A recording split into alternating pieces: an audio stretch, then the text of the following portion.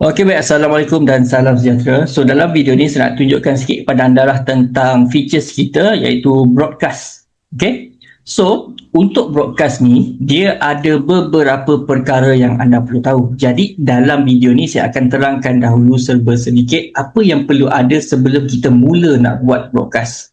Okey, perkara yang pertama yang kita perlu ada adalah kita perlu ada database. Okey. So, database ni anda boleh importkan dia nanti. Dan saya akan tunjukkanlah secara in detail macam mana kita nak import dan sebagainya. Kemudian kita perlu ada satu lagi adalah message template. Okay, message template ini kita perlu request dulu kepada Meta. Okay, bila dia dah status dia dah approve, baru kita boleh guna. Kalau dia tengah pending macam ni, kita tak boleh guna lagi lah. Kena tunggu sampai dia approve dulu. Okay, kemudian yang ketiga adalah kita perlu ada satu flow. Okay, so flow yang ada sekarang ini, nanti saya akan ajar anda bagaimana cara nak buat ataupun anda boleh install satu template yang baru untuk supaya anda tak perlu nak ni lah, kata nak createkan benda ni semula. Just edit sedikit saja, minor sahaja.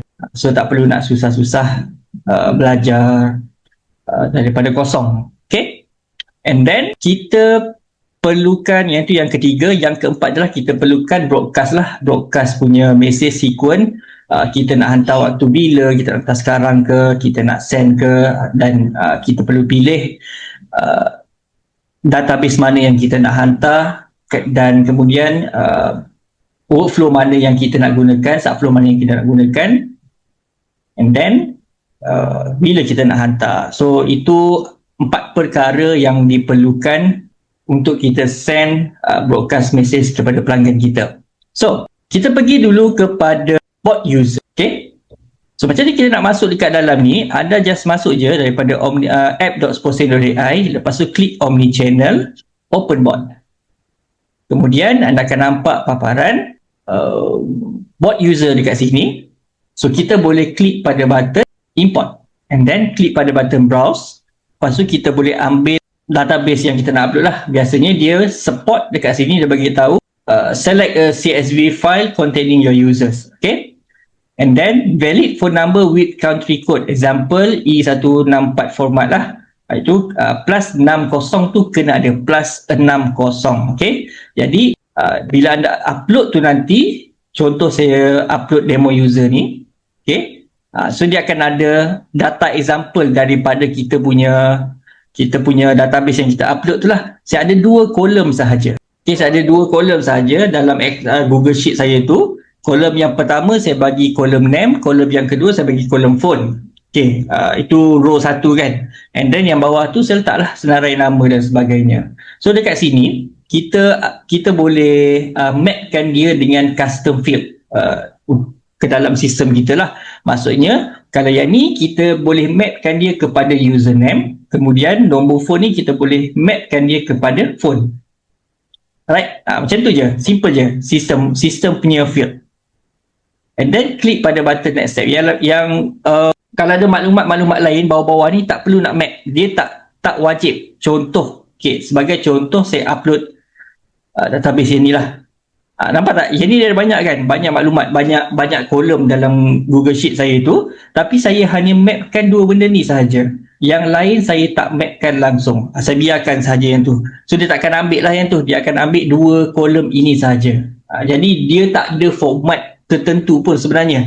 Yang penting kena ada username dan juga phone number. Kalau nak ada email, boleh upload sekali. Contohlah yang ni state ni kita tukarlah kepada email.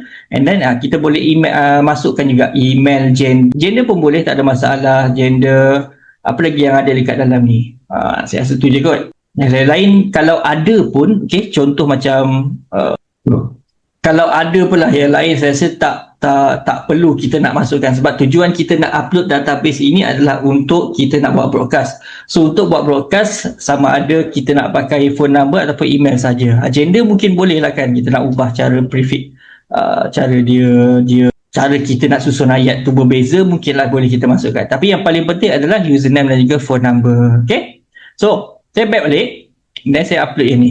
And then dekat sini saya mapkan dia semula. phone. Selepas itu, kita pergi ke bahagian next step. Okay, klik next step. So bila kita klik next step ni, dia ada add tag to uploaded user. Maksudnya database yang kita masukkan tadi tu, kita upload tadi tu, kita nak tag dia sebagai apa. Yang ini sangat penting sebab let's say katakanlah sebelum ni anda dah upload database yang lain dan anda dah buat broadcast dekat database tersebut. Tapi anda nak upload lagi database yang baru, lepas tu nak broadcast kepada database yang baru tu. Macam mana kita nak bezakan dekat dalam broadcast tu nanti adalah by menggunakan tagging ini. Okay? That's why setiap kali upload, anda kena klasifikasikan, kategorikan customer tu menggunakan tagging. So, sebagai contoh, yang ini saya buat ni lah, promo Merdeka ke, ataupun sebenarnya anda boleh create baru. Contoh promo Merdeka, yang ni saya dah ada 2026 0827 2026 0828 saya letak sini. Kita create yang baru, lepas tu klik dekat bawah ni dulu, klik sini, and then nampak tak kat sini dia new tag created. Baru dia akan keluar daripada drop down menu lah. Okay, and then channel ni kita tukar kepada WhatsApp, dan yang ni kita klik pada confirm. So bila kita dah buat macam ni, dia akan bagi tahu dekat sini columns to be imported. Ada 2 kolom will be imported. Kolom ni lah, kolom dalam Google Sheet kita tu, A dan B tu, dia ada 2 kolom sahaja. 0 kolom will be ignore lah. Kalau saya upload database yang lagi satu tadi tu, banyak kolom will be ignore kan. So make sure tag dah masuk, channel tukar kepada WhatsApp, yang ini dah klik, dah tikkan dia, lepas tu baru kita klik pada button confirm import. So dia akan upload semua benda ni. So import has been complete dan 0 user created, 19 user updated dan 11 record ignore as invalid data. So apa yang berlaku kat sini adalah kosong user created. Maksudnya tak ada database baru yang dicipta. Daripada upload saya tadi dulu, tak ada database baru yang dicipta sebab dia dah ada dekat dalam database saya. So 19 users updated. Updated dia update dia punya tag lah. Okay, and then 11 record ignore as invalid data. So adalah data-data yang mungkin tak ada plus 60 ke dan sebagainya ke kan. So itu kena tengok balik dekat dalam kita punya database. Biasanya memang adalah problem dia dekat situ. So faham ya kat sini? And then kita klik pada button done. Lepas itu kita boleh try tengok lah dekat sini, kita boleh filterkan dia, and then add condition. If tag has any of the following, kita choose tag dia. Tadi kita pakai promo Merdeka 2026 0828. Maksudnya orang yang ada, database yang ada tag promo Merdeka 2026 0828 sahaja yang kita nak filterkan dia. So dia akan keluar kat sini. Ini adalah senarai orang yang ada tag ini sahaja. So inilah dia. Ini 19 orang tadi sahaja. Okay, itu untuk kita tengok je lah. Dan kita boleh lah kalau kata nak buat segmen ke apa ke, segmen apa-apa lah kita nak buat kan, campaign ke, segmen as campaign pun boleh lah, tak ada masalah.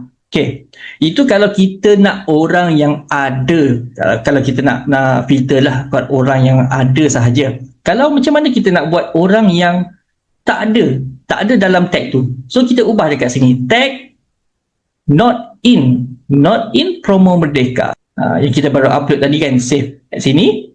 So nampak tak, yang ni adalah yang lain-lain, apa tu, customer database yang lain-lain yang tak berada di dalam tag promo Merdeka 2026 0828 kita tu tadi.